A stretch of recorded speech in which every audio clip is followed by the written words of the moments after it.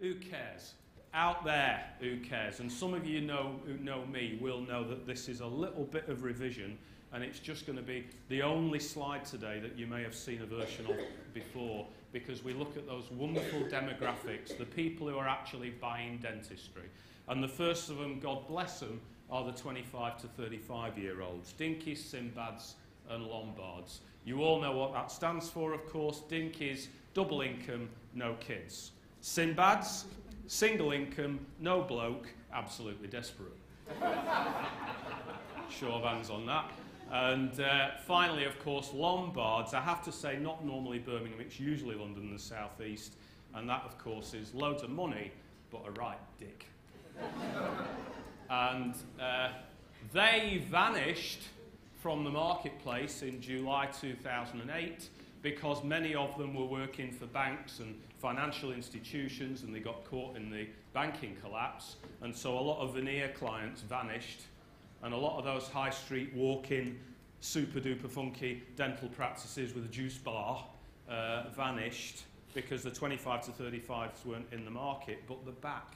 And my clients are telling me since January they've started showing up again. Some of you in the city will probably have seen that. So that's becoming, once again, a very interesting market. The second group are the 35 to 50 desperate housewives and grannies, loose women, and they are filling the boots of people that want to actually do smile makeovers for them. So they, of course, have their own particular requirement in terms of branding. These are patients who arrive, park up the Range Rover Sport or the Q7, walk into the practice with a mobile phone and a chihuahua. Sorry I'm late, I was delayed at Pilates. But big spenders, and they want boutique, they want glam, they want a little bit of this and a little bit of that, they want purple, they want things like that. The next demographic, God bless us, is people between the ages of 50 and 70, the baby boomers. 45% of all the net disposable capital in the United Kingdom. We're inheriting £4.5 billion of domestic property from our dead parents every single year. We are affluent, we are paying off our mortgages, we are coming to the end of our careers, we are finally getting rid of the bloody kids. For the first time in our lives, we've got a bit of disposable income. We're selling businesses. We're retiring early with large golden goodbyes from companies. And we are brand conscious like we've never been brand conscious before. And arguably, in my opinion, although of course I occupy that group, we are perhaps the most important demographic in British dentistry today. But there's a very interesting characteristic with that graphic which relates to our attitude towards customer service. And our attitude towards customer service can be best summed up by a conversation that I had with a friend of mine recently. We were celebrating our birthdays. He was 50, I'm 56, and we were sat there having a chat over a pint, and he turned round to me and he said, "What's it like being over 50 then?" And I said, "Let me tell you what a friend of mine said, which is that once you get over 50, the more tired you get during the day, the more idiots you meet." And how true.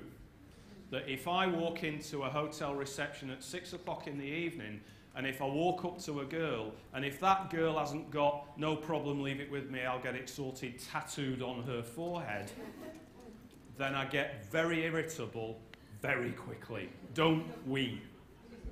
We cannot tolerate incompetent young people, neither can we tolerate miserable old people.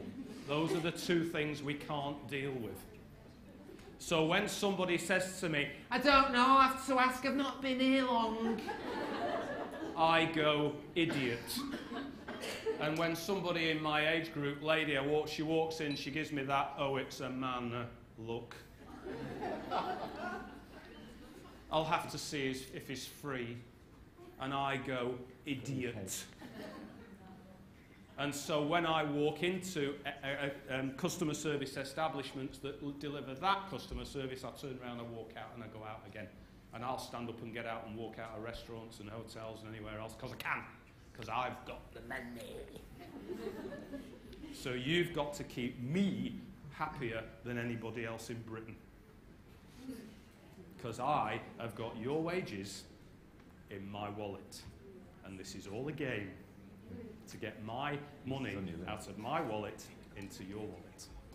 Finally, the over 65s, and the reason for that is they've started spending money on denture stabilisation in a big way. So they want either full, or they want to have a team between a clinical dental technician and an implant guy. They want dentures, they want mini implants, they want full implants. They've got all sorts of money, all sorts of it. And the way to get to them is to advertise in newspapers. It's the only one of those demographics where advertising is of any use. Because although some of them are Facebooking, most of them are reading the paper every day. They're straight to the obituary to see if they know who's gone. So you need to get your advertising in there, but they will spend all sorts of money. Because what's the point in leaving it in the Halifax? Because the rate of interest is crap, and I don't even know if the Halifax is going to be there in 12 months. And I'm buggered if I'm leaving it to the kids and the grandkids. I'm spending it on myself. It's my turn. And the beauty of these people, little old lady, tea cosy on her head, big long coat, Tesco carrier bag. Is it all right if I pay cash?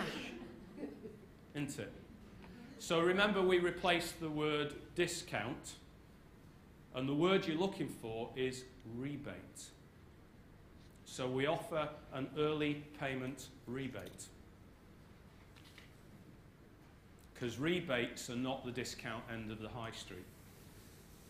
The greatest business coach in the world was an Irish comedian called Frank Carson, who some of you will remember, who used to say, "It's the way you tell them." It's not a discount, it's an early bird rebate.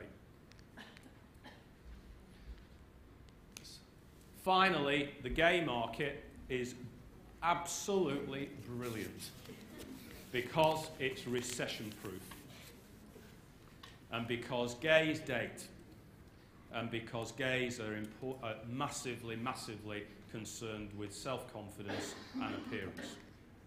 And do you know what? Some of them have been out of the market for a couple of years because of the recession, but plenty more still. So having a gay-friendly practice and having actually gay-friendly products, services, offers and branded experiences is actually a really smart move. And you might want to think about building that into your portfolio.